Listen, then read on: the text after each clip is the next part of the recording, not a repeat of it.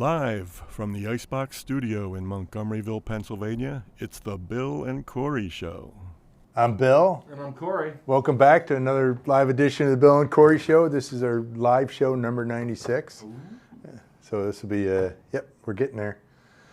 Okay, first and only question. The topic of today. The topic of today. I need an emergency shutdown panel for gas. I want to be able to shut down the gas like the Eagles defense shut down the Kansas City Chiefs in the Super Bowl. Oh my goodness, that felt I just thought of that one, so yeah. Okay. So yes, we do have shutdown panels for gas. You could have a switchover or a panel. This is a, you want to hold this one up? Hold on. Hold on. Your mic's not on? Is my mic on now? Okay. Okay, you want to help me with this one? So this is I'll hold this one up. This is a 5500 series panel, and it's got a Venturi vacuum. That has nothing to do with the shutdown. So to make it a shutdown panel, we put a emergency shutoff valve, ESO valve, on the inlet, and this would have a hose attached to it or a rigid pigtail. Yeah. It's usually not sucking up, ambient air. Yeah, but that would be too big to have on the program. So this is the shutdown feature, the emergency shutoff valve. They're normally closed, so you need to have a pneumatic supply to open them. Mm-hmm. Why do we do such a thing? Why do we have it closed? Yeah, you want it open, right? Well, yeah, you want to have it if there's a problem, it shuts down. If you lost pneumatic supply, and for some reason your house air went down, well, your system's going to shut down. Well, the thing is, during an emergency, one of the things you probably will lose is some sort of power could be lost. Yeah, it could be. And so you don't want your emergency things to not be able to move because the power goes off. Yeah. So you use the power to keep it on. Yes. So yes. Yeah. That's a general thing. That's why you have things normally closed. That's where I was going with that leading question. You lose power, you lose pneumatics, you lose whatever, you lose a signal from a switch. Just like tractor-trailer brakes. Yeah, and it just goes, boom, you're off. That's the idea of emergency shutdown. Mm-hmm. Yeah, the tractor-trailer brakes have to be pressurized to release. And then if the pressure goes away, they can't drive because they want it the system, you want it, yeah, so it's... Yep. So you can supply your own controller, but we have our GSM 12, and this is our emergency shutdown controller, and it has a variety of different inputs. So where's like I'm used to controllers with like buttons. There was the X. Not a game button. Not that kind of code. It's got they're on front. So, but I don't think you can get to a level 5 or something. All right. So we're going to show you kind of how this thing works.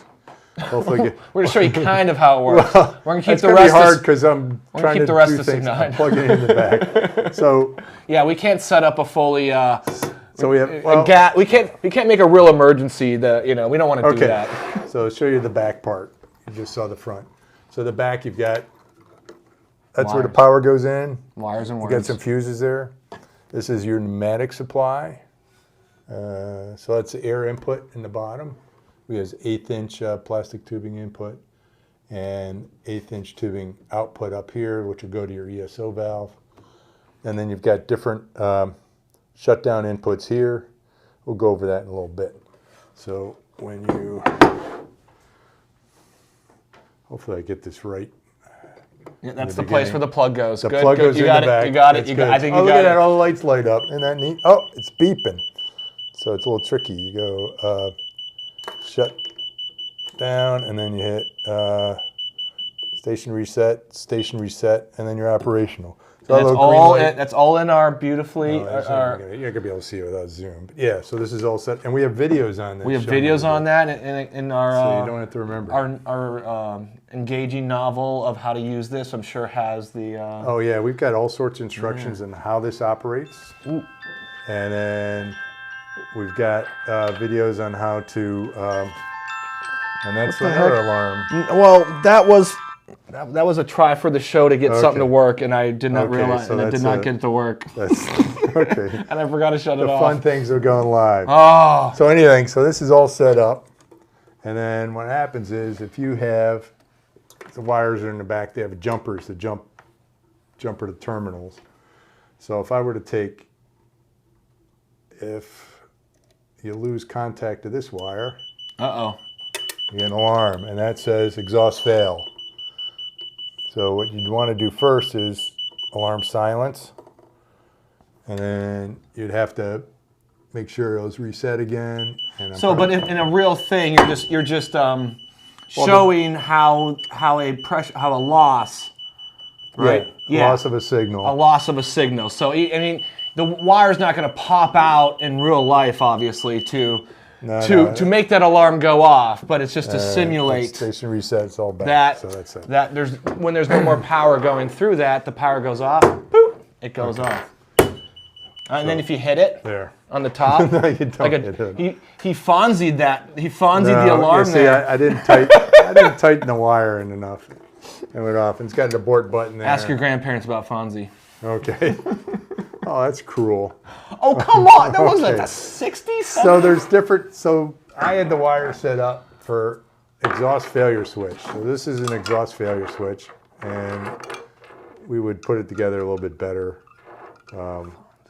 No, I didn't, I didn't have this in there. So this gets, Righty, tighty, lefty, loosey. yeah, I know. Problem I is I just have that wanted it, thing you in know? there anyways. So this goes on top of the cabinet, and it's got the tubing here. And what this does is it looks, this part goes into the exhaust stack. And then so that air's rushing through that. Yeah, so the idea is you have a suction of air. Yes. You got the fan sucking air through the cabinet, so you have good flow. And this tells you, okay, it's got kind of a vacuum here. And this is a very low, this exhaust failure switch is set between 0.07 and 0.15 inches of water column. So that's not much pressure at all. But why do we care about water when there's air? Right. That's just a way of measuring Oh, pressure. okay. And we did that on one of our episodes. So anyway, so this tells you when this is piped in properly. It measures that you have a suction, and this is right there. It's a simple, pretty simple, easy setup, and you'd obviously wire into this the proper terminals. So that when there's suction, when there's no suction, though, what happens? it opens. It opens. The circuit The opens circuit up, opens. Yes. just like pulling that wire. Just like pulling that So when wire. you have suction, the circuit closes. So that's what we have for that. Exciting stuff. Now the weird part is everybody likes to have these emergency things, but nobody likes it when they go off. Yes. Go figure. And we've had some people complain, it goes off. It's like, oh man. Don't have exhaust. Well, what's the problem? You need more Yeah. exhaust. Or turn the exhaust off and unplug. No, don't listen. Don't jump right out. So we kept this sealed up because this is really vacuum sealed, and I'm always iffy about Yeah, doing that. So I think, it's for cleanliness. This is a excess flow switch, and that would go on the outlet of your panel. What does an excess flow switch do? Is it self-explanatory? When there's excess flow, It switches? it switches. So the idea is you'd have it on the outlet of your panel, put it typically up here Where the flow goes. where the flow goes, and this is going to your process. The idea being is if you get too much flow, like if the line breaks, you have downstream, then there's no more. downstream, somebody's doing maintenance, cuts the line or something, you get high flow, then you don't want to have your gas flowing into the building, so it sees. Typically, the gases this is used for is not the type. I mean, you don't want to be breathing in any other You're gas not but doing air, this to be honest. nitrogen. But yeah, you're not. But We do a lot with hydrogen. Sell a lot of hydrogen panels with shutdowns, or we'll do corrosive or toxic gases. yeah, so those are typically even though I believe we do sell them every once in a while for. We'll get them for all sorts of things. for all sorts of gases. Okay. But So anyways, that's excess flow switch. You want to pop up the first graphic. ooh, graphics. Look at this. Oh man. So this is one of these double logarithmic kind of charts they make so you can actually read them. But then for some people, it makes it harder to read because they don't know. Yeah, it can be a little complicated. But when you get a submittal drawing for a gas cabinet, we'll tell you what we'll give you an idea of the shut off. So we use the flow switch size D. and we'll tell people at 40 psi, because that's kind of a reasonable pressure, that the shutdown will be, so that's at the bottom, it's I got a green square around that. Good color choice. So it's got kind of a band there. So it's somewhere between like 12 and 20 liters a minute. So it's less than a cubic foot a minute. So a cubic foot a minute would be 28.32. So obviously if you have a higher pressure, you're going to get higher flow rate, and you have to look at the chart on that. And then lower pressure, lower flow rate. So we can do other sizes. We stock the D size, and that's the idea being is if it's a major issue, it'll shut down. It's not process control. Now on that graph, Bill, yeah. How much area is that line, that blue line, actually represent? Like, it looks big in the graph. But that's 12 to... No, I guess what I'm saying is sometimes graphs, in order to show, will blow things up, but it's a it's a really small amount. It kind of, yeah, it's relatively small. Yeah, that's all I was pointing out. That even though it looks like a big, like, wow, that's a big variation of. Yeah, it really isn't that, but it really isn't. Is all I was pointing out. But we can do a lower flow setting too. We have done lower, but typically we use the size D, is the one we use. You can take the graphic off. So that's for that, and we've got Corey's got gas detection there. Mm-hmm. And that is one of our gas detectors. And we have that's for a job. So we can so yes. So if anybody from production's looking for it, we got it. You can have it afterwards. So this is a sensor for ammonia. I thought the gnomes got it. No. And we put it on a bracket at the top of the cabinet, and this goes into this is a sample draw sensor, so it's got a little pump in there, and it'll suck a sample out of the stack. Mm-hmm.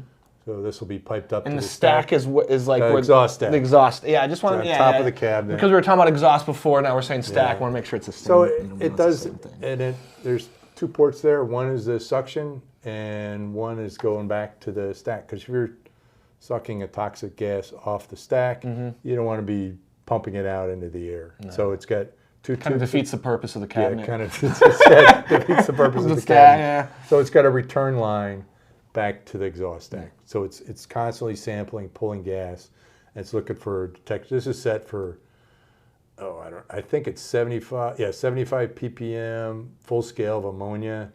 You can set it for, different ranges if you want. And we have lots of different gases in which we can, set these up for. There's too many to list. Your toxic corrosive gases are going to probably be sample draws. We have other ones, diffusion ones, like your hydrogen. There'll be a sensor in the cabinet looking for a hydrogen leak, because and that's just diffusion, which means it's waiting for the hydrogen to get to it. So you want to stick it obviously in the top of the cabinet, because hydrogen's going to go up. It is. But I mean, lots of things. Even pneumonia might go up because it's sucking it up through. Ammonia, yeah.